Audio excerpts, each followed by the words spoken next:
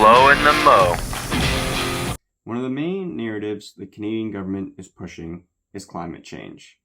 And they push climate change as an excuse to shut down Canada's energy sector, make us less dependent on natural resources like oil and LNG, and make us dependent on an electric grid that is not sustainable whatsoever. One of the driving forces at supporting this climate change narrative is wildfires. Now everyone knows that wildfires naturally occur every year, from things like lightning strikes, poor campfire management, cigarettes disposal, and even intentional arson. Now growing up in BC, I never heard much about wildfires and the devastation that they were causing up until more recently in 2015, when we saw one of the largest wildfires occur in a very long time. And maybe, coincidentally, that was the year Trudeau was later elected.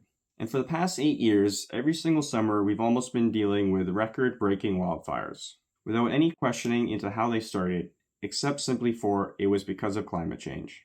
And now last year, in 2023, we saw record-breaking wildfires happening all over the East Coast. And this just fueled the climate change narrative as a reason to continue to push the movement of green energy. If you generally even question what started all these fires, you're immediately deemed a climate change denier. And here we are several months later, and the truth slowly starts to leak. The National Post just released an article titled, "Canadian Charged for Allegedly Lighting a Fire That Grew to Be the Largest in Nova Scotia's History." The Barrington Lake fire burned 23,000 hectares before it was brought under control.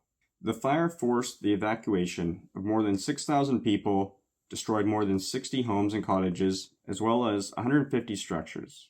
And a few days earlier, the National Post released another article titled, "Quebec Man Pleads Guilty to Setting 14 Forest Fires, Burning Hundreds of Hectares." However, the majority of them that make the news, which is followed by the further narrative that climate change is causing these, it's definitely worth looking into before you just assume that's what's happening. The flow and the mo.